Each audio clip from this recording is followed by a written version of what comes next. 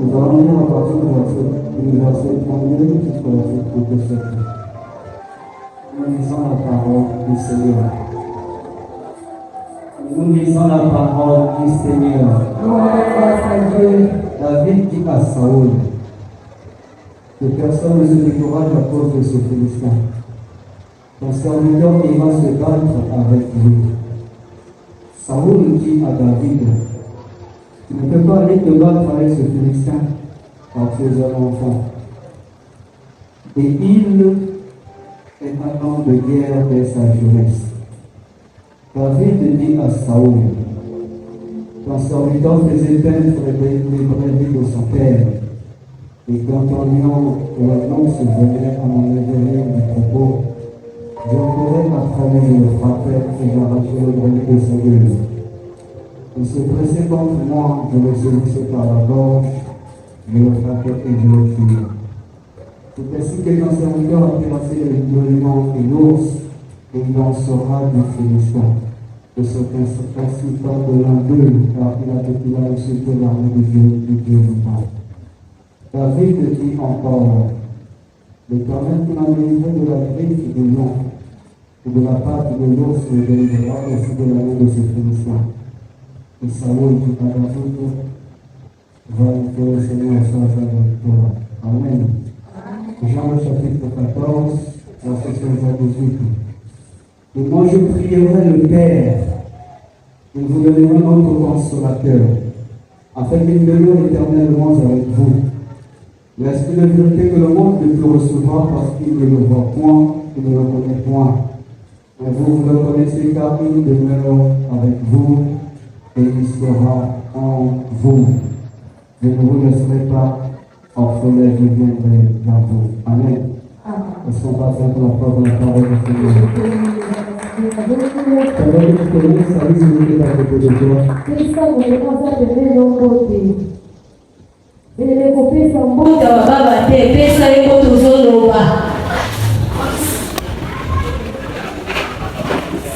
Alléluia. Je vous salue au nom du Seigneur. Alléluia. Qui est dans la joie? Qui est comme un David qui dit je suis dans la joie quand on me dit d'aller dans la maison de l'Éternel.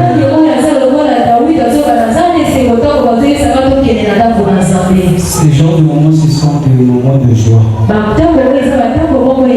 Ce sont des moments où nous retrouvons entre nous. Ce qui nous réunit tous ici, c'est que nous sommes tous des chrétiens. Ce qui nous réunit ici, c'est que nous sommes tous des fans de Jésus. Amen. Amen. Alors nous continuons avec notre programme. Nous avons débuté hier. Le jeûne et le Jésus délivrable. Hier j'ai pris le temps de l'introduire. Il y a beaucoup de définitions du mot jeûne. Beaucoup de gens définissent le jeûne en le situant dans une catégorie d'âge. Moi personnellement, c'est ma définition à moi. Pour moi, le jeûne, je ne le situe pas dans une catégorie d'âge. Mais la jeunesse est une étape où la conscience s'éveille. La jeunesse est une étape où on est conscient de ce qui nous entoure. Un jeune sait le pourquoi il fait ceci, il fait cela. Alors hier, j'ai même dit en sérieux. S'il y a des gens qui sont venus ici juste par curiosité de voir le frère Ben, c'est que vous perdez votre temps. Vous serez comme ces gens-là qui entouraient Christ. Sûrement, ils le suivaient par curiosité. Mais la femme à la perte de sens s'est approchée derrière. Elle a pu faire sortir de Christ en miracle. Pourquoi? Parce qu'elle savait le pourquoi elle s'approchait de Christ. Pourquoi? Parce qu'elle avait un objectif. Alléluia. Je veux que tu aies un objectif. Alléluia. La vie, lorsque tu es jeune, tu dois avoir des objectifs. Sinon, comment sauras-tu que tu avances, tu n'avances pas? Alléluia. Dans le jeu, c'est cela qui sait le pourquoi des choses. Il y a des enfants ici. Je peux prendre même mon neveu de 6 ans. Si je me dis allons quelque part, il va venir. N'importe où je veux l'emmener, il va partir. Toi, si je te demande, lève-toi allons quelque part, tu veux me demander où est-ce que nous allons. Alléluia. Pourquoi? Parce que toi tu es jeune. Pourquoi? Parce que ta conscience est élevée. Pourquoi? Parce que toi tu vas te permettre d'aller n'importe où. Et nous avons aussi dit que la jeunesse, c'est une période où nous confirmons. Je n'ai pas le mot le choix de notre travail. Ce n'est pas le choix de ton époux ou de ton épouse. Alléluia, c'est dans la jeunesse que tu confirmes. Avec des rêves. Mais il y a certaines personnes, lorsqu'ils arrivent à l'étape de la jeunesse, leurs rêves changent. Il y en a encore d'autres qui le gardent. C'est dans cette période que tu es censé établir les bases de ta vie à venir. Parce que nous avons aussi dit que c'était encore entre l'âge d'enfance et l'âge de l'adulte. L'âge de l'adulte, c'est l'âge des responsabilités. C'est maintenant que tu dois préparer ces choses-là. C'est maintenant que tu dois faire les bons choix. C'est maintenant que tu dois combattre les bons combats. Parce que si tu rates cette étape, tu vas passer toute l'âge de l'adulte. Tu vas passer ta vieillesse en voulant rattraper les mauvais choix que tu as eu à faire. Alors jeune, éveille-toi. Éveille-toi. Alléluia. Alléluia. Est-ce qu'on va acclamer pour le Seigneur?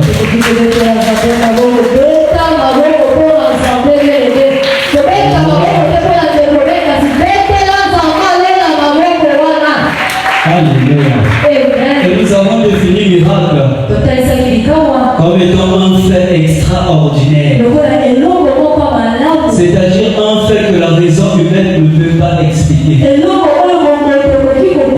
Ce soir, nous allons nous baser sur la vie de David. Alléluia. Alléluia. Mettons même l'étape de Goliath à part. Après l'étape de Goliath, il y a un fait qui m'a vraiment attiré. Saoul a promis sa première fille à David. Il finit par le donner à une autre personne. C'est là qu'il promet Milka à David. Il envoie son serviteur dire à David, voilà, je te donne ma fille. Mais David répond en disant, je suis pauvre. Mon père est pauvre. Je ne pourrais pas payer la dot de cette fille. Et qu'est-ce que Saoul dit à David? Si tu me rapportes 100 prépuces des Philistins. Vous avez vu prépuces? Là, il y a des prépuces. On va voir quoi. Ok. Amen. Amen. Donc Saoul demande à David de lui rapporter prépuces. David part au combat. Il lui en rapporte 200. Là, il n'était pas encore roi. David est devenu roi à l'âge de 30 ans. Ça veut dire là, il avait moins de 30 ans. Alléluia. Ça veut dire qu'il était un jeune comme toi. Mais il est parti combattre. Il a tué 200 Philistins. Alléluia. Ça, c'est quel genre de force qu'il a fait. Mais laisse-moi te dire ce soir. Le secret de sa force n'était pas dans les muscles. Mais c'était dans l'éternel. Alléluia. Lorsque tu es un jeune en Christ, tu vas faire des trucs qui vont dépasser les hommes. Tu vas faire des trucs dans la maison humaine ne pourra pas expliquer. Alléluia. Voilà que nous avons dit en sérieux. Nous avons pas dissocier le miracle et Jésus. Parce que c'est Jésus qui fait ces miracles. Lorsque Jésus est en toi, tu vas percer partout. Mais le défaut est que les jeunes, nous limitons nous-mêmes. Il y a certains qui se disent, moi je suis encore péché. Moi pour faire ceci, je n'ai pas encore l'âge. Aussi longtemps que je continue à te dire ces genres de choses, tu es en train de te limiter toi-même. Il y a pas d'âge pour faire quelque chose. Il y a pas d'âge pour percer. Dès l'âge de 12 ans, l'intelligence de Jésus étonnait les docteurs. À 17 ans, David a terrassé Goliath. Goliath était un homme de guerre. Il sortait pour lui de la forêt. Il était habitué au troupeau. Mais il est venu combattre un guerrier.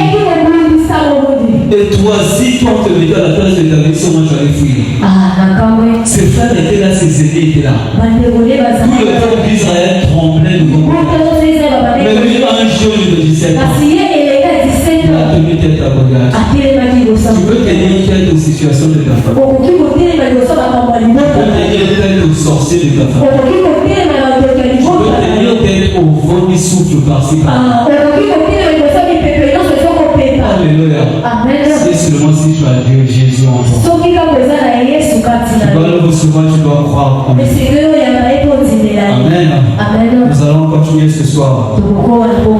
J'avais prévu autre chose. L'esprit m'a emmené à autre chose. Alléluia. Nous allons voir 3 caractéristiques. Alléluia. Qui feront de toi un jeune extraordinaire. Ce sont des faits que tu dois appliquer. Ce sont des habitudes que tu dois accepter, installer dans ta vie. Et tu seras un jeune extraordinaire. Tu seras un David pour ta famille. Tu seras un Joseph pour ta famille. Alors là, nous avons l'histoire de David. David était un berger. Alléluia. Il était connu dans la forêt. Et c'est là que son père l'envoie au front. Lorsqu'il arrive au front, il voit que d'un côté il y avait l'armée d'Israël, de l'autre côté il y avait les Philistins. Mais du côté des Philistins, il y a un géant qui est sorti de lui. Il a défié l'armée d'Israël. Alléluia. Et la Bible dit que les Israélites tremblaient devant ce géant. Alléluia. Ils fouillaient devant ce géant. C'est là que David vient. David vient tenir tête à ce géant. Alléluia. 3 caractéristiques qui vont faire de toi David. Nous allons aller vite. Alléluia. Alors, sois avec moi. Aide-moi, Dieu, celui qui est à côté de toi. Sois attentif. Sois attentif. Dis-le, tu sois attentif. Alléluia. Alors, la première caractéristique bien aimée, c'est que tu dois avoir une vie de consécration. J'ai aussi reformulé ça en disant, tu dois bannir le monde. Tu dois t'isoler. Avant de venir devant Goliath, David a été dans la forêt. David a été isolé de sa famille. Le défaut avec nous, c'est que nous sommes trop dans le bruit. Dieu demande le calme. Je ne peux pas t'utiliser aussi longtemps que tu es entouré dans du bruit. Je ne peux pas t'utiliser aussi longtemps que tu es dans la distraction. Je ne peux pas t'utiliser aussi longtemps que le monde est en toi. Jésus est en train de dire à ses disciples, le prince de ce monde vient et il n'a rien de moi. Tout ce qui est dans ce monde est opposé à Christ. Parce que le prince de ce monde est contraire à Christ. Alors si toi dans ta vie il y a le monde, c'est qu'il y a le diable en toi. Hier j'ai dit la nature a horreur du vide. Je ris souvent les jeunes qui disent moi je ne prie pas. Quand on est dans l'église, on a la salle de la canamate. Ici quand ça va ça Satan a ça. Dans ce monde, il n'y a pas de vide. Si tu n'as pas Jésus, tu as le cas. Mais je te conseille ce soir d'avoir Jésus en toi. Moi, si tu veux l'avoir en toi, mets-toi dans des conditions qui vont te permettre de venir en toi. Jésus ne s'impose pas. Si toi tu ne permets pas de venir, il ne va pas s'imposer. Je frappe à la porte. Et quand on va m'ouvrir, je vais entrer, je soupirai avec lui. Tout comme je peux essayer de ne pas ouvrir. Il est en train de passer devant Bartimée. C'est pas Jésus qui appelle Bartimée. C'est Bartimée qui appelle Jésus. Par rapport à la situation de la vie. Jésus ne va pas venir dans ta vie rentrer comme ça. Si toi tu ne permets pas d'entrer. Alléluia. Le problème avec nous les jeunes aujourd'hui, c'est que nous sommes tellement distraits. Les réseaux sociaux. Le monde nous propose tellement de distractions que ça tue la divinité. Que l'on connaît souvent des jeunes normaux. On connaît souvent des jeunes vides. Parce que nous n'avons pas le temps à le faire. Même quand je te réveille le matin, la première des choses, c'est voir ton téléphone. Tu n'as pas le temps pour t'isoler. Alléluia. Moi, je peux dire que ma vie a connu un boom. J'ai commencé à prendre le service de Dieu au sérieux. D'abord, lorsque j'ai perdu ma maman et lorsque je suis sorti de chez nous. Alléluia. Ma maman était un vrai confort financier pour moi. Je faisais même des deals avec elle. Je ne manquais de rien. Je travaillais, je pouvais même passer le mois sans toucher mon salaire.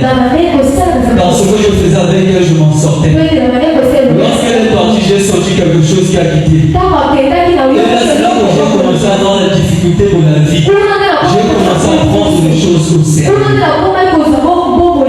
Alléluia. Je me souviens lorsque je grandissais. Là, quitté la chambre de Zalaka. C'est pour ceux qui m'ont trahi dans le temps de la mission. On a l'étouffement. Je sais que ça m'a fait. Même mes frères me provoquaient à cause de ça.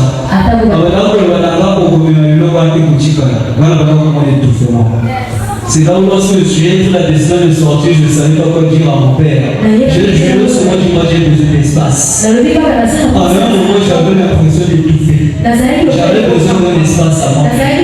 C'est lorsque je suis sorti que j'ai commencé à rentrer dans la profondeur de la parole. Je crois que j'ai même une voisin ici là. Ils peuvent se demander ça. Il y a des moments où je suis à la maison, c'est comme si je ne suis pas là. C'est parce que je prends des moments tout isolés. Et c'est dans l'isolation que Dieu va t'appeler. C'est dans l'isolation que Dieu va te chercher. C'est dans l'isolation que Dieu va t'utiliser.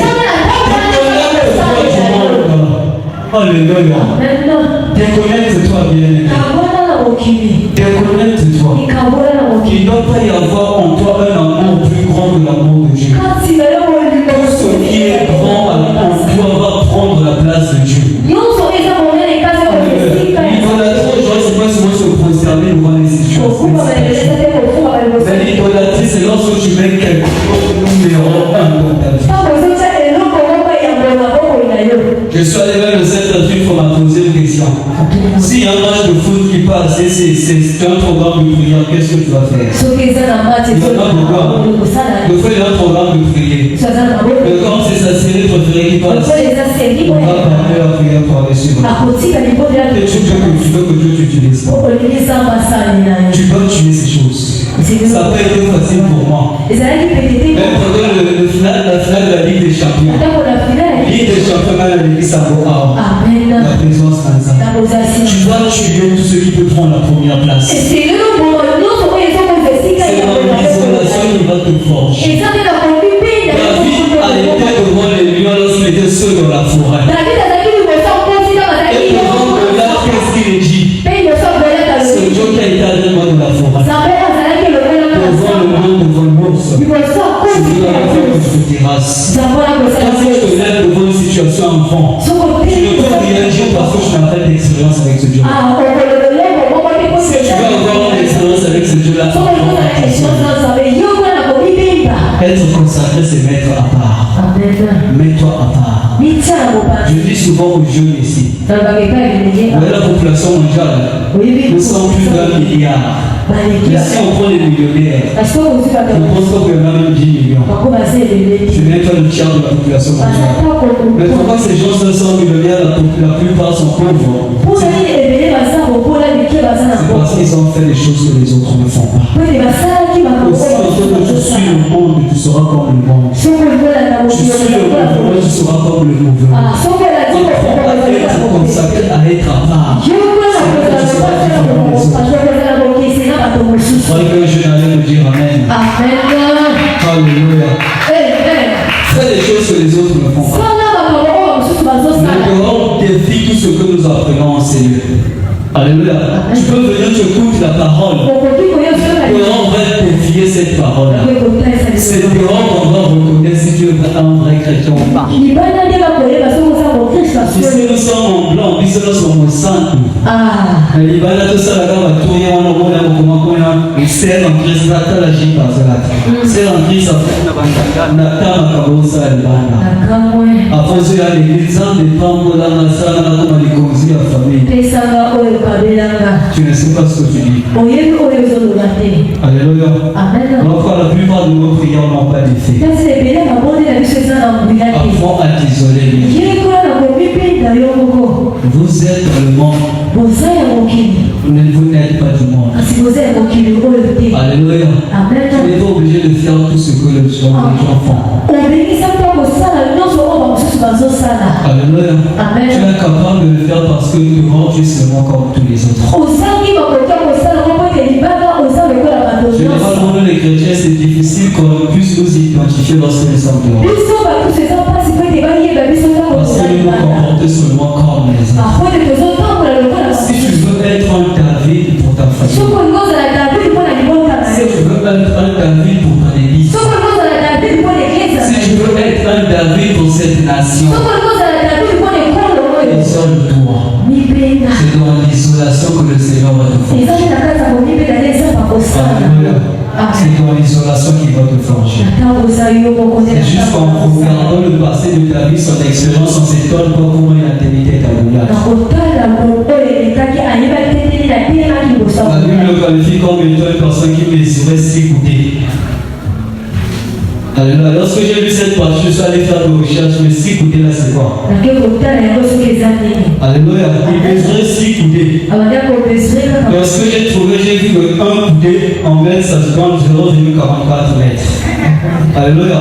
Mais 6 coudées, ça donnait quelque chose de 2,66. Donc, il était plus élancé que Wembanyama. Il y avait un répété à la basket. Wembanyama a 2,21 mètres. Mais hier, Goliath a 2,66 mètres. Alléluia. Donc c'était un chien.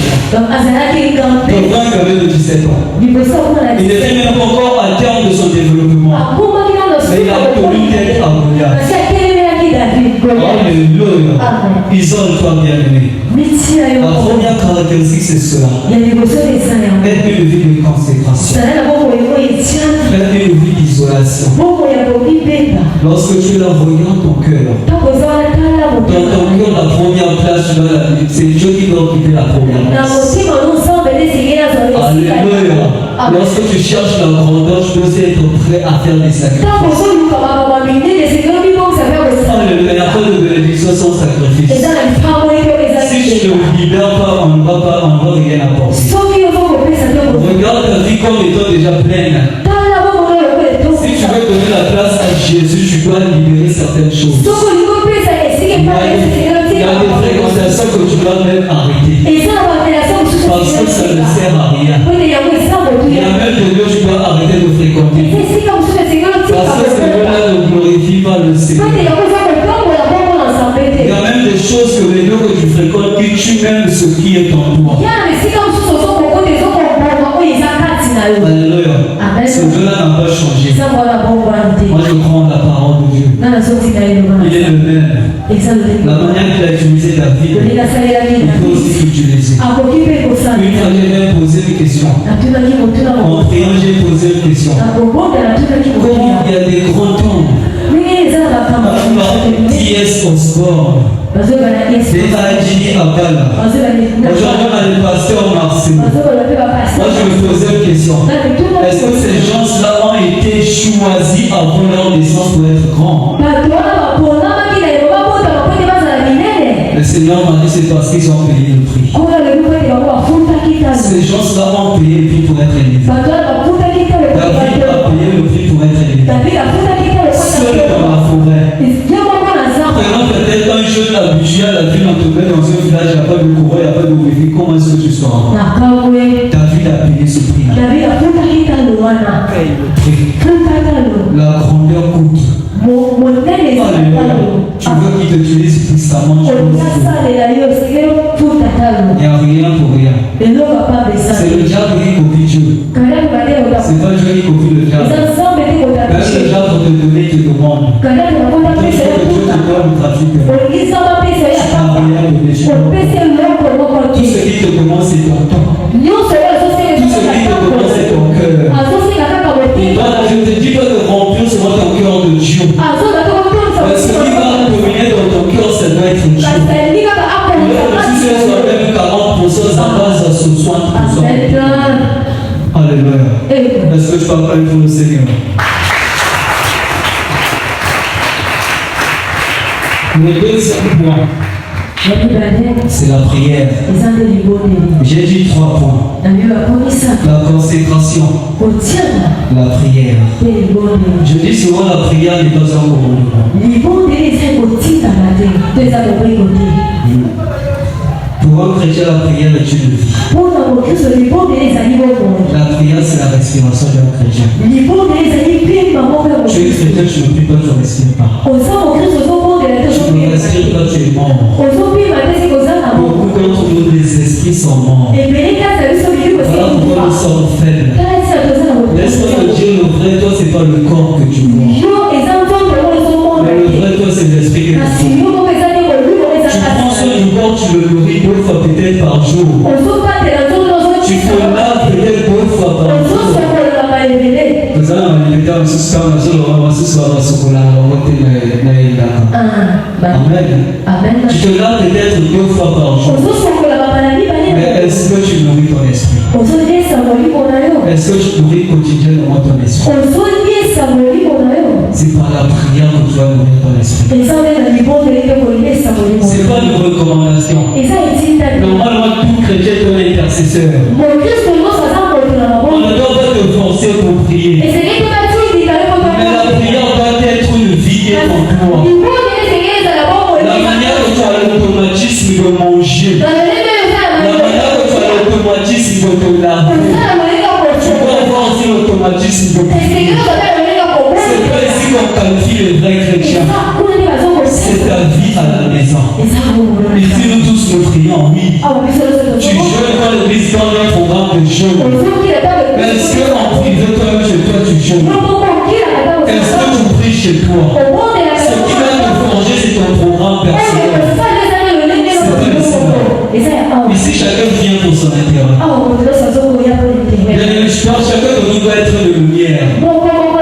Imaginez que nous tous, nos lumières sont éteintes. C'est peut-être le frère Ados seulement qui brille. Par sa lumière, oui, nous allons survivre. Mais lorsqu'ils sont enivrants, qu'est-ce qu'on deviendra? Active ta lumière. C'est par la prière. Active la flamme qui est tombée. Nous sommes un chrétien dépendant. Nous sommes un chrétien enfant bébé. On te pousse toujours, on te dit de faire quelque chose. Mais tu es un jeune, ta conscience doit être élevée. Il y a ces choses encore qu'on te pousser à faire. On doit te pousser de lire. On doit te pousser de faire la méditation. C'est à toi-même de faire ces choses-là. Aussi longtemps que tu ne prends pas cela en considération, tu seras toujours un jeune qui subit. Plutôt qu'un jeune qui impacte. La plupart d'entre nous sommes passifs. Pourtant, il faut être actif. Alléluia. Nous subissons. Tu subis, bien aimé. David n'a pas subi. David a décidé de sa destinée. Les autres ont fouillé, lui il a décidé de ne pas fouiller. Parce qu'il savait en qui il comptait.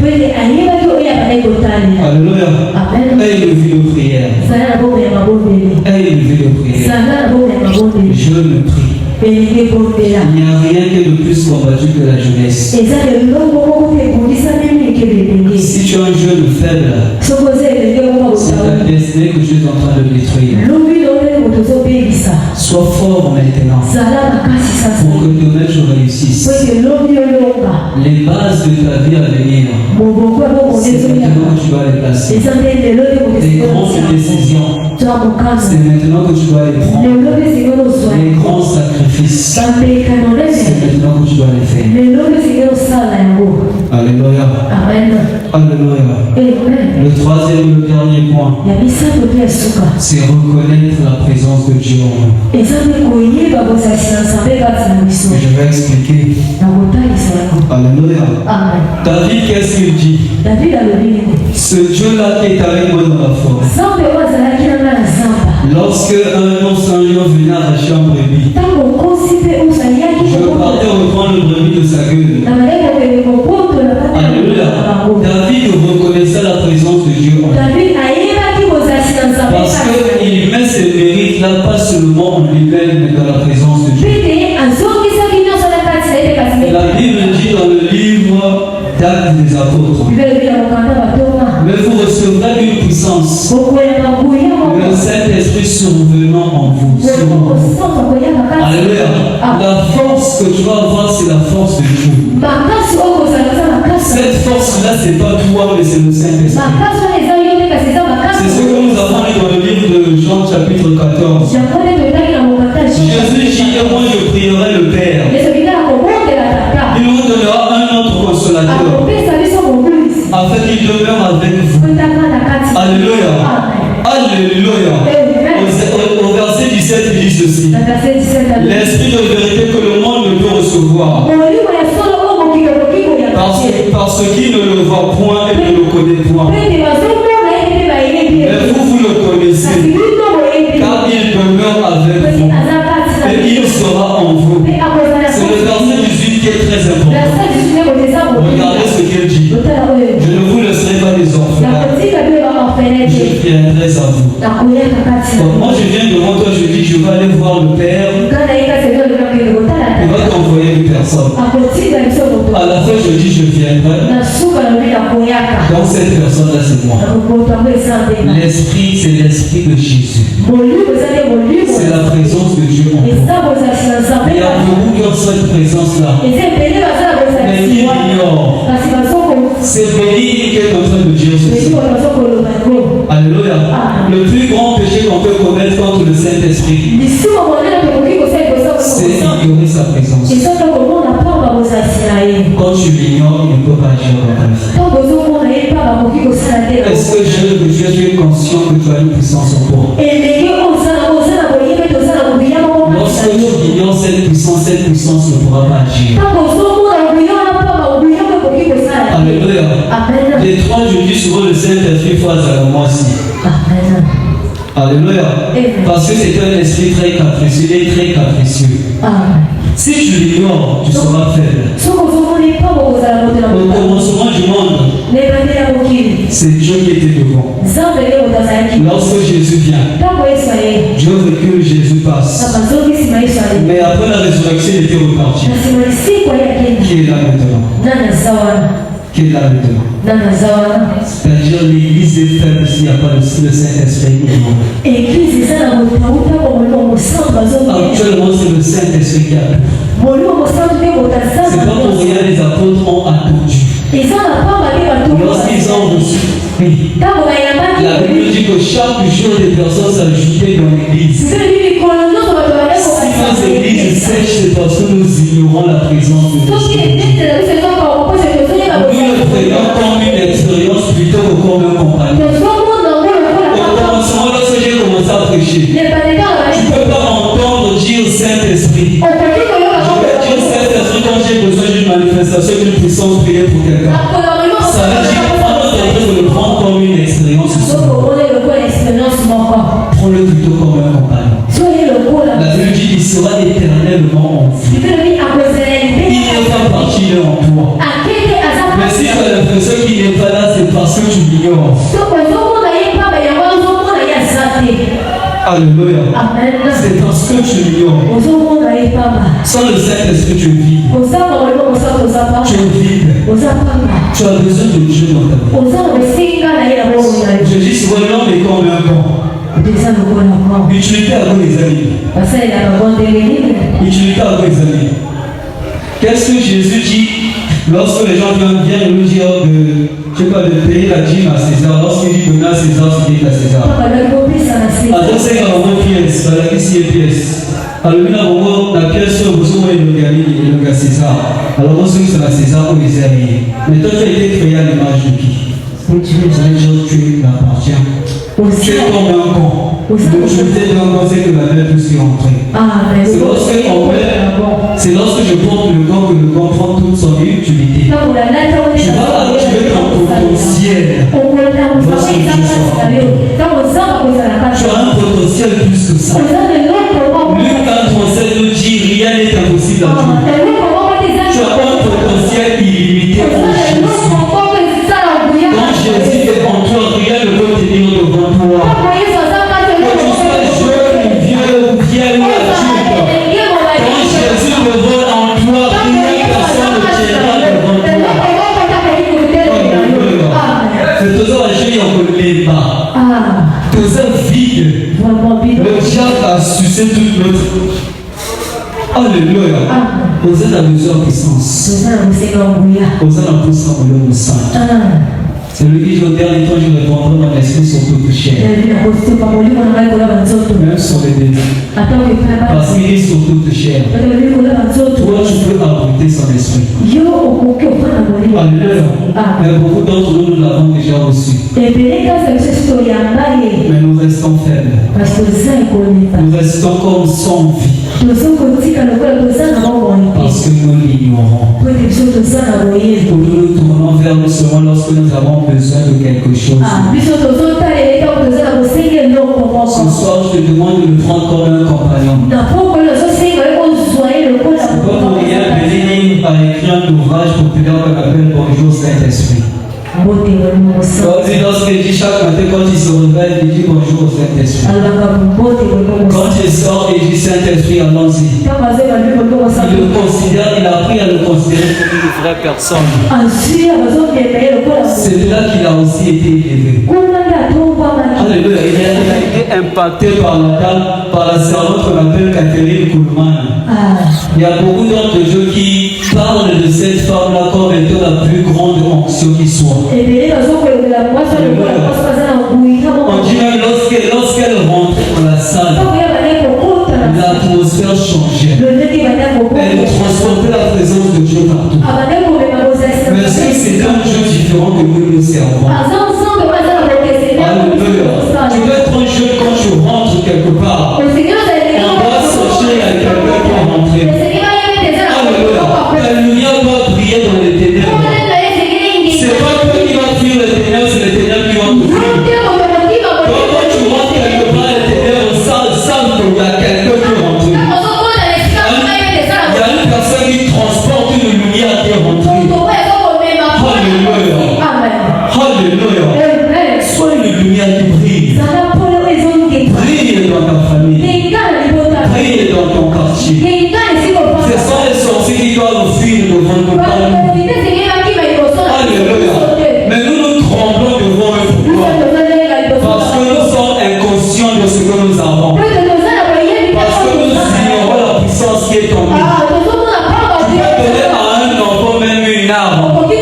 Aussi longtemps que cet enfant ne sait pas comment s'en servir, ça ne lui servira à rien. Elle va mettre quelque part dans sa chambre. Les bandits vont venir, elle va fuir.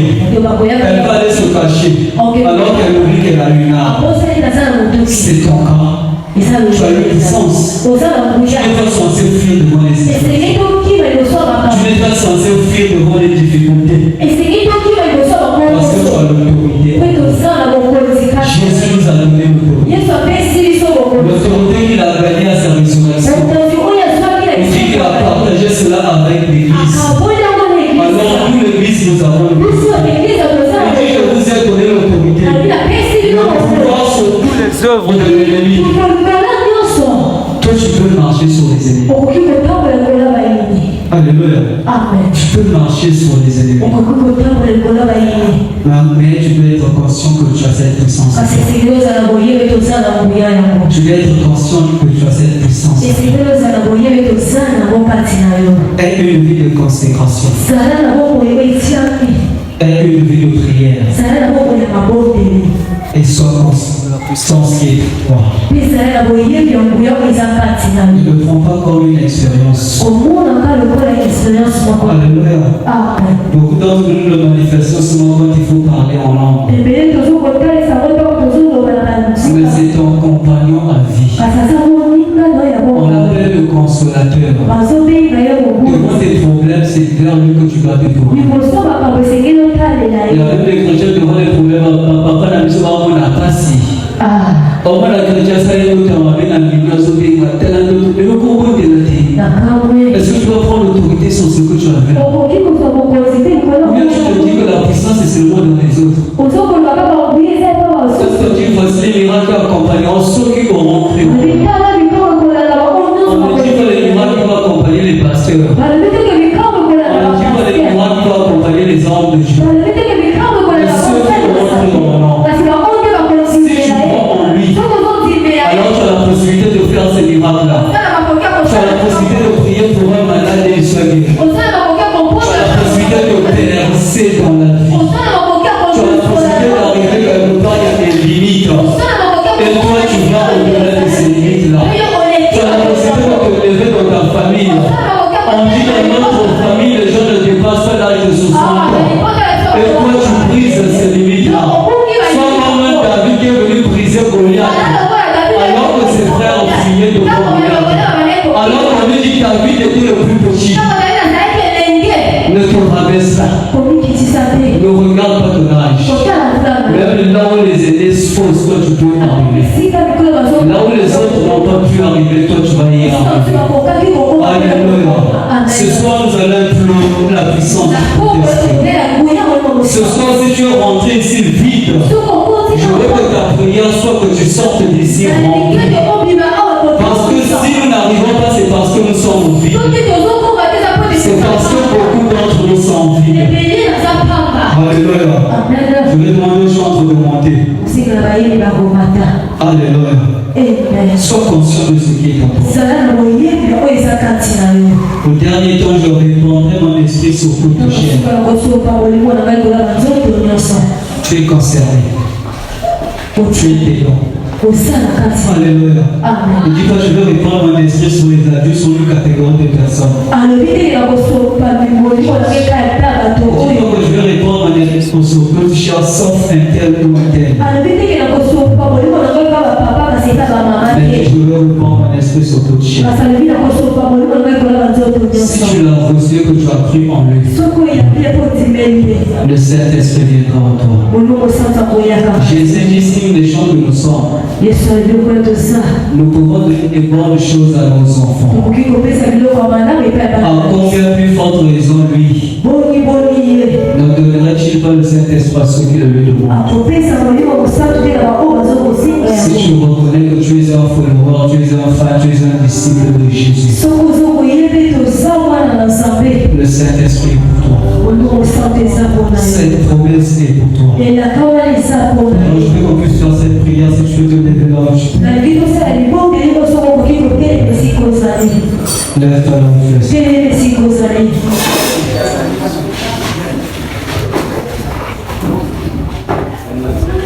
La Bible est en train de nous dire cela